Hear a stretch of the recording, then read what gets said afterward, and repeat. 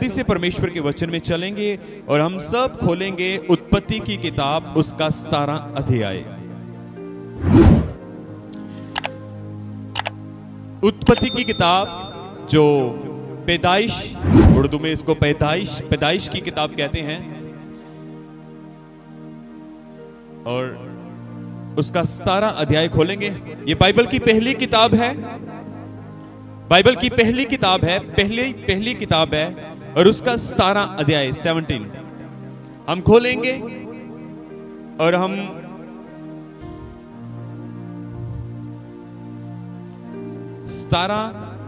अध्याय उसकी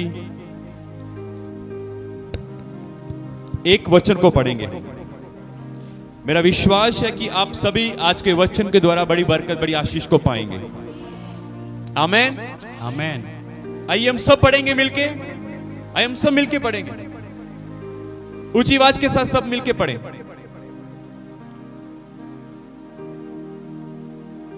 मैं 3 गिनूंगा, हम सब ऊंची आवाज के साथ पढ़ेंगे। अगर मेरी आवाज आपके पास पहुंच रही है, 1 2 3।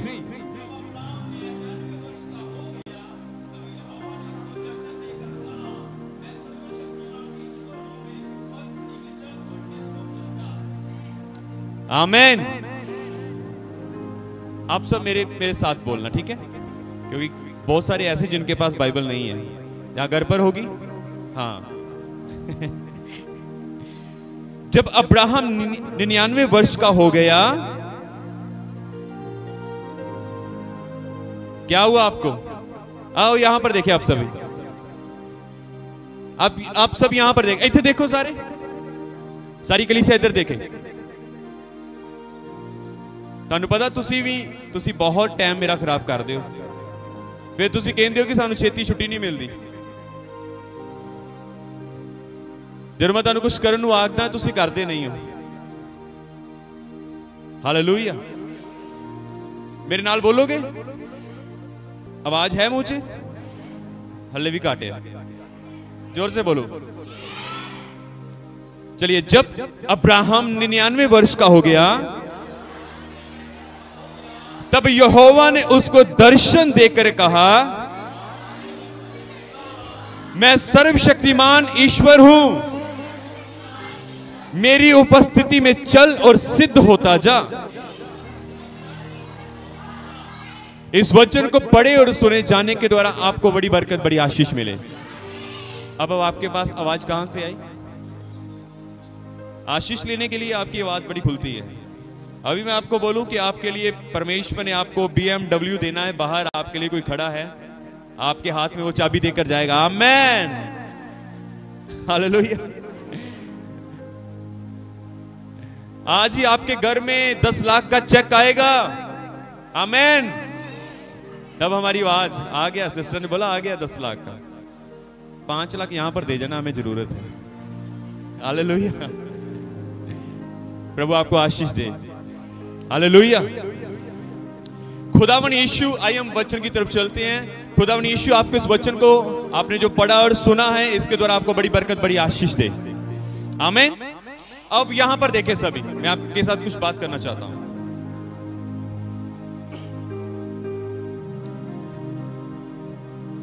मैं एक छोटी सी कहानी सुनाऊंगा, उसके बाद हम इस वचन के ऊपर बड़ी मनन करेंगे, और मेरा विश्वास है कि आप इस बात को समझोगे। हालेलुया। क्योंकि जब यीशु मसीह बात करते थे तो तब वो दृष्टांत, वो कहानियां सुनाते थे, ऐसे ऐसे दृष्टांत वो हमें बताते थे ताकि हम स्वर्ग राज की बातों को समझ सकें। आमीन। क्योंकि उनकी जो बातें थी वो समझ नहीं पाता था कोई, इसलिए वो दृष्टांत हमें समझाते थे कि स्वर्ग का राज ऐसा है।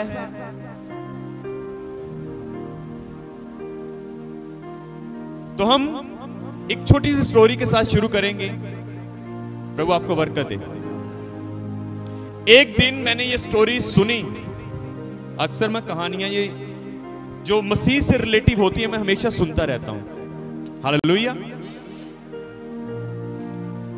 एक दिन क्या हुआ, ये कहानी रियल तो नहीं है, पर इसका अर्थ जो होगा वो एक रियल होगा। आमीन। जो मैं कहानी आपको बताने जा रहा हूं, ये कोई रियल स्टोरी नहीं है, रियल कहानी नहीं है, ये किसी ने बनाई और किसी ने डाल दी, पर इसका जो अर्थ होगा वो रियल होगा। हालेलुया। इसका अर्थ समझने वाला होगा, इसके अर्थ के द्वारा आप आशीष पाओगे, ये अर्थ इसका रियल होगा। हालेलुया। जब मैंने स्टोरी को देखा तो क्या देखा, एक दिन यमराज एक व्यक्ति के पास आया। ध्यान से सुनना। एक दिन यमराज एक व्यक्ति के पास आया, और यमराज जब एक व्यक्ति के पास आया, वो व्यक्ति अपने घर के बाहर अपनी सीढ़ियों के ऊपर बैठा हुआ था। ऐसे जो सीढ़ियां, वो बाहर अपने घर के बाहर सीढ़ियों के ऊपर बैठा हुआ था, और यमराज सीधा उसके पास आया और उसके हाथ में एक किताब थी। जब वो उस लड़के के पास आया तो उसके पास आकर बैठ गया और उसने कहा, यमराज ने उस लड़के से कहा कि मुझे बड़ी प्यास लगी है, मुझे पानी पिला। वो लड़का भागा भागा अपने घर के अंदर गया और जल्दी से एक गिलास भरकर उसने यमराज को दे दिया पीने के लिए। ठीक है, यमराज ने पानी पिया, और पानी पीने के बाद यमराज ने कहा कि आज तेरा अंतिम दिन है। आज तेरा क्या है? अंतिम दिन है। आज मैं तुझे लेने के लिए आया हूं। और उसने कहा, सर आप मुझे क्यों लेकर जा रहे हो? आप मुझे माफ करो, क्षमा करो, मेरे से क्या गलती हुई है? उसने ऐसा, उस लड़के ने ऐसा बोला कि सर प्लीज मुझे माफ कर दो, यमराज जी मुझे माफ कर दो, माफ कर दो, आप मुझे मत लेकर जाएं, आप मुझे थोड़ा समय दें। क्या दें? मुझे थोड़ा समय दें। यमराज ने कहा, चल ठीक है, मैं बड़ा थका हुआ तेरे पास आया, तूने मुझे पानी का गिलास पिलाया है, चल एक काम कर, तुझे जितनी उम्र चाहिए, तुझे जो चाहिए, ये ले, मेरे पास एक किताब है, इसके ऊपर लिख दे। क्या कर दे? इसके ऊपर। यमराज ने अपने पास से एक किताब निकाली और पेन दिया उसको लिखने के लिए। क्या दिया? लिखने के लिए पेन और किताब दी। अब ध्यान से सुना, बड़ी आशीष को पाएंगे, समझिए इस बात को। जब यमराज ने उसको अपनी किताब और पेन उस व्यक्ति को दे दिया, और यमराज ने कहा, तू जितनी उम्र लिखना चाहता है लिख दे, तू जितना जीना चाहता है इसके अंदर लिख दे, क्योंकि तूने, आज मैं थका हुआ था क्योंकि तूने मुझे पानी पिलाया है। हालेलुया। अब इस बात को समझना आगे। उसके बाद क्या हुआ, जब वो व्यक्ति, उसने किताब को पकड़ा और किताब का पहला ही पेज खोला लिखने के लिए, तो वहां पर कुछ लिखा हुआ था पहले से। उसके पड़ोस में शर्मा जी रहते थे, और शर्मा जी के विषय में कुछ लिखा हुआ था वहां पर कि शर्मा जी को आज टिकट मिलने वाला है, वो एमएलए बनने जा रहे हैं। और उसने कहा, ध्यान से सुनना, यमराज ने कहा, मैं तुझे किताब देता हूं, तुझे 5 मिनट देता हूं, तूने अपने विषय में जो कुछ भी लिखना है क्या कर, लिख दे। उसने किताब पकड़ा, लिखने वाला ही था, तो पहला पेज जब खुला तो उसके विषय में, उसके पड़ोस में एक शर्मा जी रहते थे, उसके विषय में लिखा, आज शर्मा जी को क्या मिलने वाला है? एमएलए का टिकट मिलने वाला है, इनके दिन बदलने वाले हैं, ये एमएलए बन जाएंगे। क्या हुआ? इस व्यक्ति ने क्या, ये कैसे हो सकता है? ये शर्मा जी तो बड़े खराब व्यक्ति हैं, या आज तक तो उन्होंने हमारे घर की सड़कें तो बनाई नहीं, इनको ये टिकटें क्यों मिलनी चाहिए? उसने लिख दिया, शर्मा जी को टिकटें ना मिले क्योंकि ये अच्छे नेता नहीं हैं। अपने पड़ोसी के विषय में लिख दिया। उसके बाद फिर से पेज पलटा, उसकी लेफ्ट साइड वाले एक पड़ोसन थी जिसका नाम था सीता देवी, और उसके विषय में लिखाया, सीता देवी को आज 2 करोड़ की लॉटरी लग चुकी है, उसको 2 करोड़ मिलने वाला है। उसने फिर से कहा, ये सीता देवी तो बड़ी घमंडी औरत है, इसको तो बोलने की अक्ल तक नहीं है, ये तो आदमी को आदमी नहीं समझती।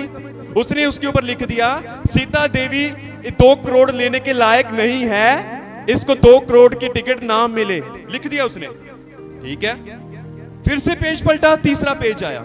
जब तीसरा पेज निकाला,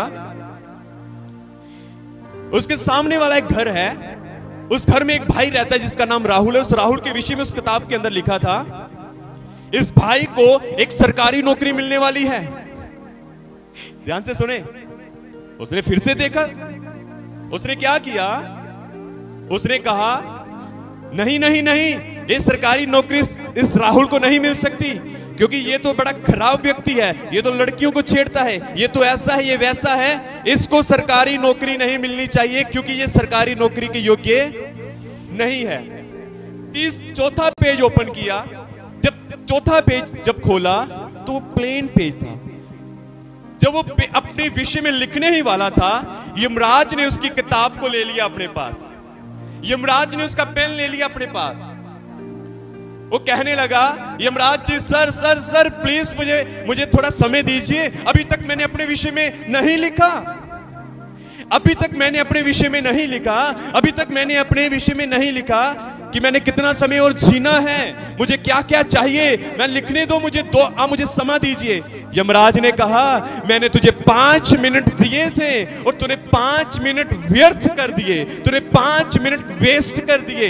मैंने तुझे कहा था कि 5 मिनट मैं तुझे देता हूं, तुझे अपने विषय में जो कुछ लिखना है लिख ले, अगर तू लिख देगा फिर तू लिखेगा वो तेरे लिए हो जाएगा। पर तूने क्या किया, तूने उन 5 मिनट को लिया और उन 5 मिनट को वेस्ट कर दिया। शर्मा जी के विषय में तूने लिखना शुरू कर दिया, सीता देवी के विषय में लिखना शुरू कर दिया, तूने अपने पड़ोसी के विषय में लिखना, राहुल के विषय में लिखना शुरू कर दिया। तूने अपने 5 मिनट वेस्ट कर दिए हैं। उसके बाद यमराज उसकी आत्मा को निकालता और अपने साथ लेकर चला जाता है। हालेलुया। यहां से हम इस एक बात को समझते हैं कि जब हमें परमेश्वर एक समय देता है अपने साथ बैठने के लिए, जब खुदा हमें समय देता है हम अपने साथ संगति करने के लिए, जब खुदा हमारे ऊपर अनुग्रह करता है ताकि उसका बेटा उसकी बेटी उसके साथ संगति करे, तब हम क्या करते हैं, हमारा मन कहीं और लगा होता है। अब इस बात को समझे ध्यान से। जब उस भाई को एक समय दिया यमराज ने कि तो अपने विषय में जो कुछ लिखना है लिख ले, पर उसने अपना टाइम वेस्ट करते हुए क्या लिखा, राहुल को ये ना मिले, ये इस योग्य नहीं, ये व्यक्ति इस योग्य नहीं, ये औरत इस योग्य नहीं, ये भाई इस योग्य नहीं। पर उसने कहा तू अपने विषय में जो लिखना चाहता है लिख। आज इसी प्रकार से जब खुदा हमें ये समय देता है कि तू जो प्रार्थना मुझसे करना चाहता है कर, मांग, जब तू मांगेगा मैं तेरे लिए करूंगा, तब हम पता क्या करते हैं, तब हम अपने पड़ोसी के विषय में सोचते हैं, उसने मुझे क्या कहा, हम उसके विषय में सोच सोच के हम अपने समय को वेस्ट करते हैं। हाँ या ना? कई बार अगर किसी हमारे पड़ोस में से किसी ने हमारे विषय में कुछ गलत बोल दिया तो हम कहते हैं, हम जब प्रार्थना में भी बैठते हैं तो हम खुदा के चरणों में बैठकर भी क्या करते हैं, हम खुदा से बात नहीं करते, पर हम खुदा से ये बात करते हैं कि इसने मेरे विषय में क्या कहा है, हम उस विषय में बात करते हैं। आप इस बात को समझें। हालेलुया। उसने मुझे दुख दिया प्रभु, तू उसका सामना कर, तू उसको दुख दे, उसने मुझे दुख दिया तू उसको दुख दे। क्यों? खुदा ने तो ये कहा है, अगर तुझे कोई सताए, वचन कहता है तू अपने सताने वालों के लिए प्रार्थना कर, उनके बदलने के लिए प्रार्थना कर, उनके परिवर्तन के लिए प्रार्थना कर। पर हम क्या करते हैं, अगर कोई हमें सताता है, अगर कोई हमें परेशान करता है, हम कहते हैं खुदा इसने मुझे परेशान किया, तू इसको देख, तू इसको लाठी मार, तू इसकी हड्डियां तोड़।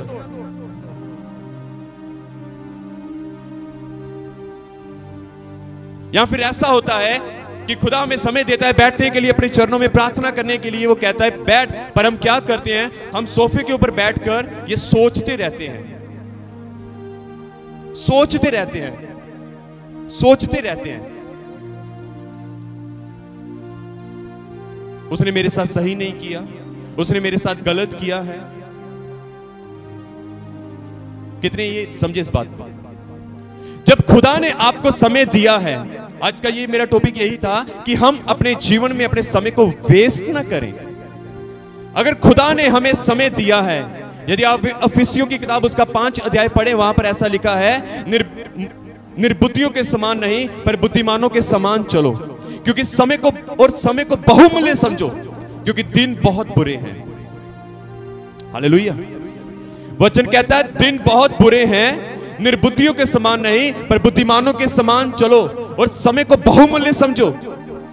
जो समय परमेश्वर ने हमें दिया है, हमें उस समय को बहुमूल्य समझना है, और हमें उस समय को वेस्ट नहीं करना, हमें उस समय को इस्तेमाल करना है परमेश्वर के चरणों में बैठकर। हमें अपने पड़ोसी के विषय में बुरा भला नहीं कहना, ना उसके विषय में सोचना है, पर हमें परमेश्वर से बात करनी है अपने विषय में। हालेलुया। उस व्यक्ति ने क्या किया, उसने सीता देवी के विषय में बात की, राहुल के विषय में बात की, उसने उस नेता के विषय में बात करी, पर उसने अपने विषय में कुछ भी नहीं लिखा। अब इस बात को समझे, खुदा चाहता है कि हम अपने विषय में बात करें कि किन बातों में मेरे अंदर कमी है, ताकि हम अपनी कमियों को परमेश्वर के आगे रखें, ताकि परमेश्वर हमें उस कमियों में से बाहर निकलने के लिए मदद और सहायता करें। जोर से बोले आमीन, हालेलुया, हालेलुया,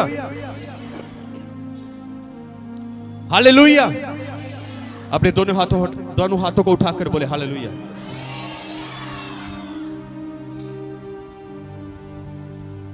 हम अपने समय को वेस्ट करते हैं। मैं आज आपको कहना चाहता हूं, आज मैं चाहता हूं कि आप अपने पड़ोसी को बोलो, अपना समय वेस्ट मत कर।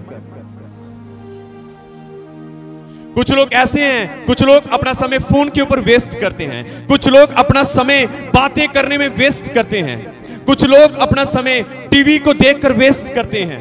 समझे इस बात को? टीवी को देखते हैं और अपने समय को वेस्ट करते हैं, बातें करने में अपना समय वेस्ट करते हैं, फोन में लग जाते हैं और फोन में अपना समय वेस्ट करते हैं। पर खुदा कहता है अपने समय को वेस्ट ना करो, पर अपने समय को क्या करो, इस्तेमाल करो। है?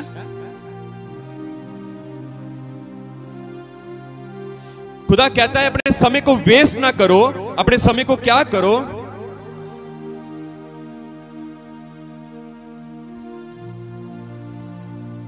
अगर कोई हमें कुछ कह देता है तो हम उसके विषय में सोच सोचकर सारा दिन परेशान रहते हैं। हाँ या ना? हाँ या ना? अगर कोई हमें कुछ कह दे तो हम उसके विषय में सोच सोचकर पूरा दिन अपना वेस्ट कर लेते हैं। हम अपनी प्रार्थनाओं को हम अपनी प्रार्थनाओं का जो समय हमने अपनी प्रार्थनाओं को देना होता है, जो समय हमने परमेश्वर के साथ बैठना है, उस समय को हम वेस्ट करते हैं ये सोच सोच के कि उसने मेरे विषय में ऐसा क्यों कहा, वो मेरे विषय में ऐसा सोचती है, वो मेरे विषय में ऐसा सोचता है। हमें क्यों इस विषय के ऊपर बात करनी है, या हमें क्यों इस विषय के ऊपर सोचना है? Hallelujah, hallelujah. हमें क्यों अपना समय व्यर्थ करना है? हमें निर्बुद्धि नहीं, पर हमें बुद्धिमान बनना है। आप इस बात को समझो, क्योंकि शैतान चाहता है कि तुम्हारा समय वेस्ट हो। शैतान चाहता है कि तुम्हारा समय व्यर्थ जाए, ताकि तुम परमेश्वर के साथ संगति ना कर सको, ताकि तुम परमेश्वर के साथ ना बैठ सको, ताकि वो चाहता है कि तुम्हारा समय, वो इसलिए दूसरों के द्वारा तुम्हें ठेस पहुंचाना चाहता है ताकि तुम सोचो। पर मेरे प्रियजनों, आज आपको इस परमेश्वर के साथ जुड़े हुए बहुत समय हो चुका है। अब हमें यहां से उठकर यहां पर आना है। आमीन। अब हमें यहां से उभर कर यहां पर आना है। हमें अपनी सोच को बड़ा करना है। हमें अपनी सोच को बड़ा करना है। हमें आगे बढ़ना है। हमने पौलुस की नाई अपने निशाने की ओर दौड़ना है। जो बातें बीत चुकी हैं उनको भूलना है। बोले आमीन, हालेलुया। अगर मान लो किसी ने मेरे विषय में कुछ कह दिया, तो मुझे उस बात को भूलकर परमेश्वर में बढ़ना है, क्योंकि मेरा निशाना क्या है? परमेश्वर। क्या आपका निशाना वो आपका पड़ोसी है? आपकी राइट हैंड वाला आपका निशाना है? आपकी लेफ्ट साइड वाला आपका निशाना है? आपका निशाना क्या है? आपका बोलो, मेरा निशाना परमेश्वर है। मेरा निशाना परमेश्वर है। मैं तो अपने परमेश्वर की ओर देखूंगा। मैं तो अपने परमेश्वर को निहारूंगा। मैं तो अपने परमेश्वर की ओर दौड़ता चला जाऊंगा। पौलुस कहता है, मैं उन सब बातों को भूलकर अपने परमेश्वर में निशाने की ओर दौड़ रहा हूं। और अंत में एक बात कहता है कि मैंने अपनी दौड़ को पूरा कर लिया है। आमीन। जोर से बोले हालेलुया, हालेलुया। मेरे प्रियजनों, हमें यहां वहां नहीं देखना, इन लोगों की बातों को नहीं सुनना, पर हमें अपने निशाने की ओर दौड़ना है। हमें अपनी दौड़ को पूरा करना है। आमीन। अब हमें इन बातों से ऊपर आना है कि मेरे सास ने क्या कहा, मेरी मेरी ननान ने क्या कहा, मेरे सोरा साहब ने क्या कहा, मेरे डैडी ने क्या कहा, मेरी अम्मा ने क्या कहा, मेरे पड़ोसी ने क्या कहा, इन बातों के ऊपर चर्चा करने का अब समय नहीं रहा। आमीन। इन बातों के ऊपर, इन विषयों के ऊपर बात करने का समय नहीं रहा। अब समय है कि हम परमेश्वर की ओर निहारें। अब समय है, आपको मालूम परमेश्वर का वचन मैंने आपको जो पढ़ाया है, परमेश्वर ने अब्राहम को क्यों कहा, मैं सर्वशक्तिमान परमेश्वर हूं, मेरी उपस्थिति में चल और सिद्ध होता जा। क्योंकि अब्राहम इससे पहले अपने समय को वेस्ट कर रहा था। मैं आपको बताना चाहता हूं, परमेश्वर ने जब अब्राहम को बुलाया, कलाम कहता है परमेश्वर ने कसदियों के ऊर नगर से बुलाया अब्राहम को। जब परमेश्वर ने अब्राहम को बुलाया और परमेश्वर ने कहा, अब्राहम, उससे वायदा किया, मैं तुझे एक बड़ी जाति बनाऊंगा, मैं तुझे सर्वश्रेष्ठ करूंगा, तू जो तुझे आशीष दे वो आशीष पाएगा, जो तुझे श्राप दे मैं उसे श्राप दूंगा। परमेश्वर ने उसे वायदा करके बुलाया। आमीन। परमेश्वर का वचन कहता है जब परमेश्वर ने अब्राहम को बुलाया तो अब्राहम परमेश्वर के पीछे चला। अब ध्यान से समझना इस बात को, अब्राहम परमेश्वर के पीछे चला। जब अब्राहम परमेश्वर के पीछे चला तो आगे चलते समय जैसे परमेश्वर ने कहा, मैं तुझे एक बड़ी जाति बनाऊंगा। आमीन। क्या कहा, मैं तुम्हें एक बड़ी जाति बनाऊंगा। परमेश्वर ने कहा, आकाश के तारों की ओर देख, तेरा वंश इस आकाश के तारों के नहीं हो जाएगा।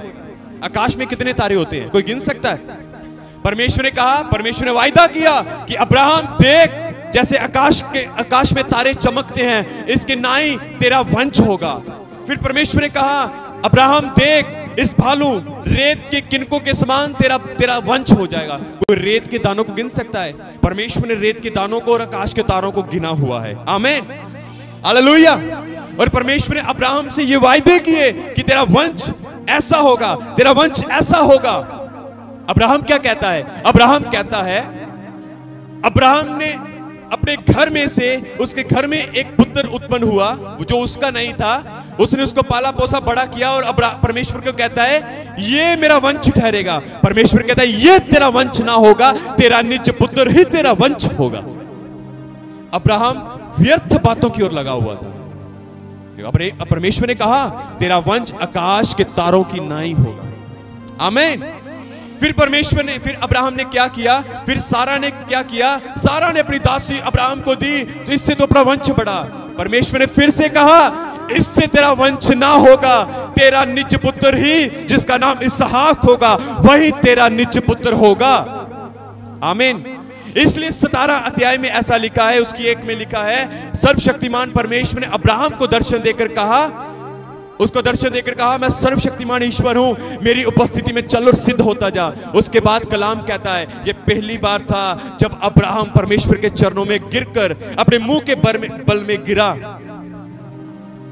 17 की 3 आयत को पढ़े, वहां पर ऐसा लिखा है, जब परमेश्वर ने कहा मैं सर्वशक्तिमान ईश्वर हूं, मेरी उपस्थिति में चल और सिद्ध होता जा। 3 में ऐसा लिखा है, अब्राहम परमेश्वर की उपस्थिति में झुका और मुंह के बल गिरा। और उसके बाद कलाम कहता है परमेश्वर अब्राहम से बातें करता गया। और 18 अध्याय में ऐसा लिखा है कि परमेश्वर ने अब्राहम को इसहाक के साथ ब्लेस कर दिया। आमीन, हालेलुया। अब इस बात को समझे, 18 में पढ़े, इसहाक के जन्म के विषय में लिखा गया है। 17 चैप्टर में परमेश्वर दर्शन देकर कहता है मैं सर्वशक्तिमान परमेश्वर हूं, अपने समय व्यर्थ ना कर। ओ मेरे पास मुझे हाजिर का बच्चा नहीं चाहिए, मुझे तेरे घर में पैदा हुए बच्चे नहीं चाहिए, तेरा ही निज पुत्र होगा, तेरा ही निज पुत्र होगा। आमीन। इस बात को समझें, अपने समय को कभी व्यर्थ ना करें ये सोचकर ओ मेरे पड़ोसी ने मुझे क्या कहा, ओ प्रभु जी रोने लग पड़ो, प्रभु मुझे इसने क्या बोल दिया, प्रभु इसने मुझे ऐसा क्यों बोला। क्यों हमें इन व्यर्थ बातों के ऊपर जाना है? खुदा ने आपको समय दिया है ताकि तो आप और परमेश्वर एक दूसरे से बातें कर सको। आमीन। क्या खुदा बुराई से खुश होता है? बताओ, तो हम क्यों खुदा के चरणों में बैठ के ये कहें कि खुदा देख तेरा मेरा पड़ोसी क्या करता है। जब आपको मालूम है कि खुदा बुराई से खुश नहीं होता, तो हम खुदा के साथ बुराई करते क्यों हैं? आमीन। जोर से बोले हालेलुया, जोर से बोले हालेलुया। जब तुम खुदा के पास जाओ तो अपने विषय में बात करो। जब तुम खुदा के पास जाओ तो अपने विषय में बात करो। जब तुम खुदा के पास जाओ तो अपने बच्चों के विषय में बात करो, अपने परिवार के लिए बात करो, अपने जीवन के लिए प्रार्थना करो। बोले हालेलुया, बोले हालेलुया। कितने समझे हैं इस बात को?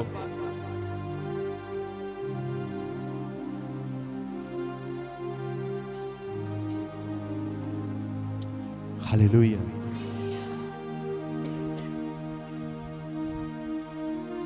अपने पड़ोसी को बोलो, आज के बाद अपना टाइम वेस्ट नहीं करने का।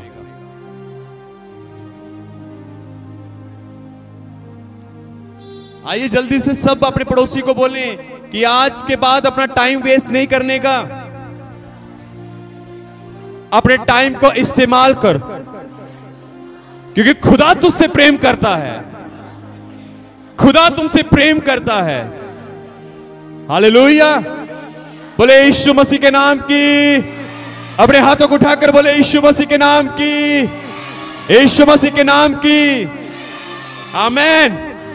अब ऐसा बोलो, ऐसे ऐसे करो, मैं अपना टाइम वेस्ट नहीं करूंगा, ना टीवी के ऊपर, ना फोन के ऊपर, ना बातों के ऊपर, ना अपने पड़ोसी के विषय में बात करूंगा। मैं तो केवल यहोवा से लिपटा रहूंगा। आमीन। हालेलुया। आइए जोर से प्रभु के लिए ताली बजाएं।